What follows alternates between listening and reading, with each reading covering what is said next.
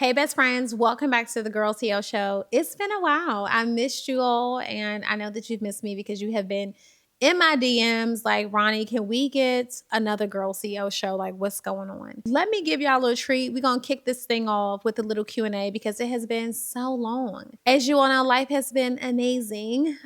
Great things have been happening, you all. Business is growing. Holistic is growing. Your girl is a fiance now. Fiance.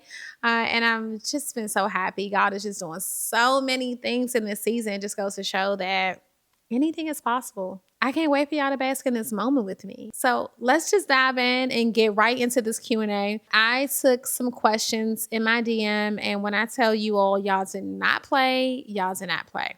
All right. So first question is from _New James. She says, Ronnie, what is your biggest lesson learned in life?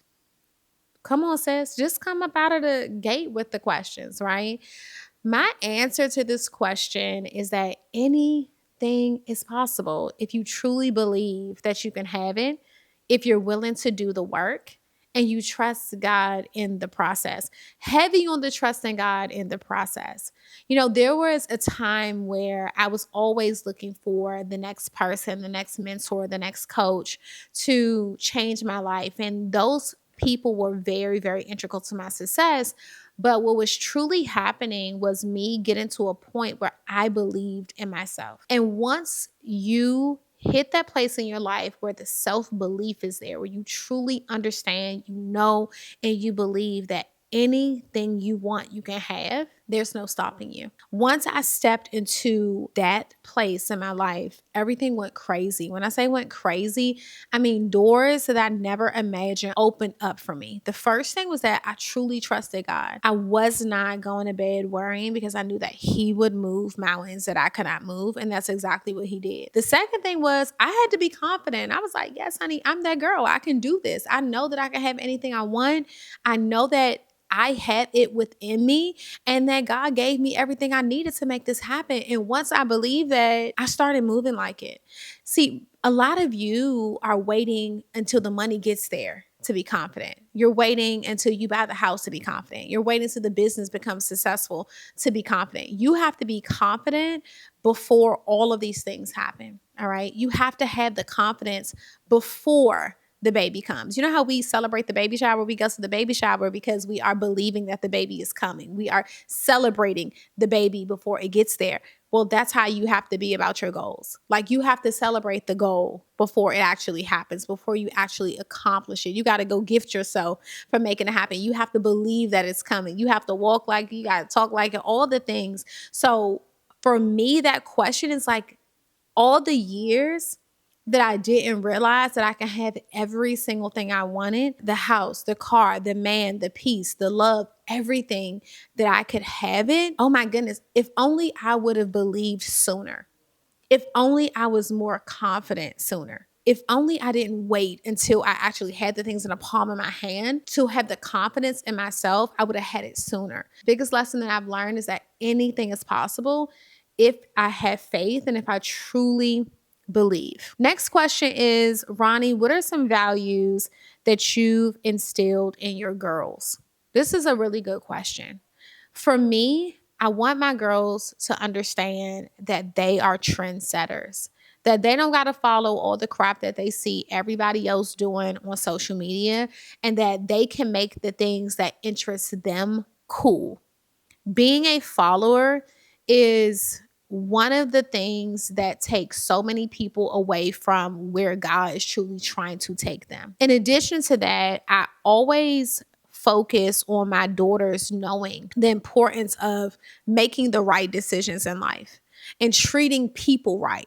No matter what everybody else around you is doing, I want you to do the right thing, because we are in an era where if everyone is doing something bad to someone and they're wrong, just because everyone is doing it, so many other children will follow behind that.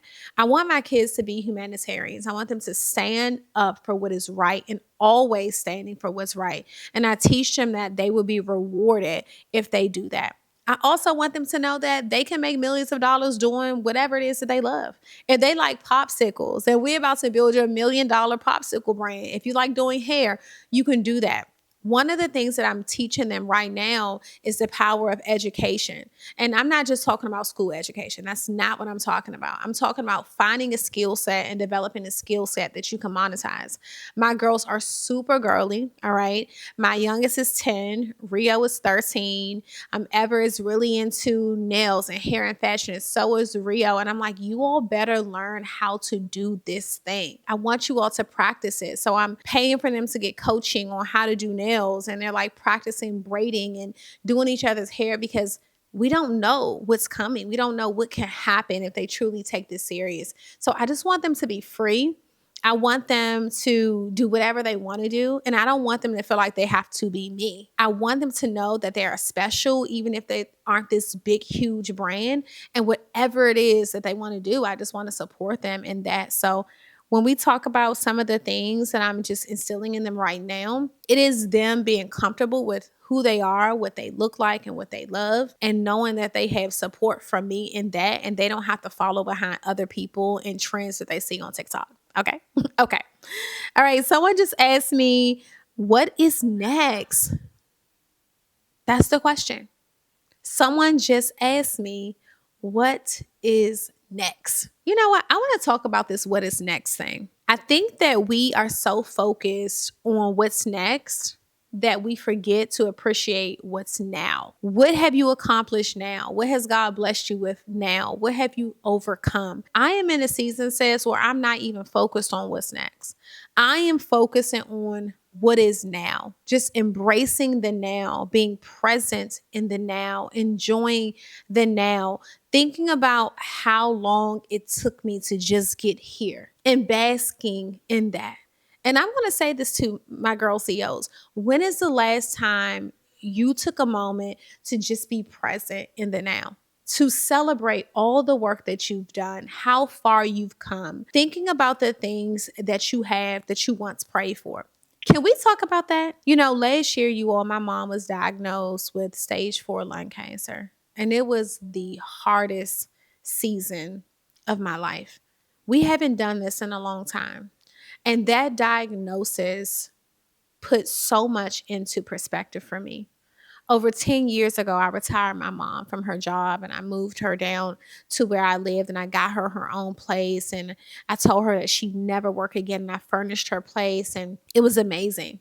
And I moved my uncle in with her, and my uncle ended up passing away, and my mom was so hurt and so devastated because earlier that day my grandmom had passed away. My mom lost her brother and her mom in the same day. And I told my mom to come and live with me because she was just, I didn't want her alone in that space. I wanted to be there with her. I wanted her to get the love from her grandchildren. I just thank God that I did.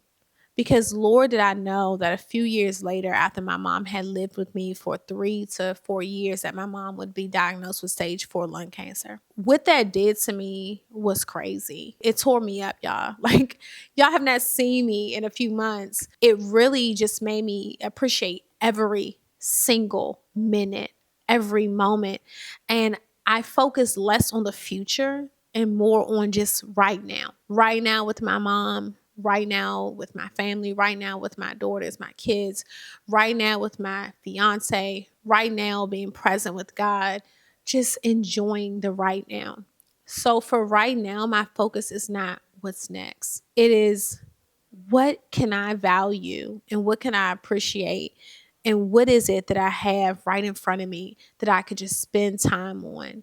I don't want to chase the next thing. Success is so tricky because if you continue to focus on what's next all the time, you're always chasing the ghost. You never get comfortable, and there's always another goal. There's always more money to be made. There will always be a bigger house. There will always be a better car.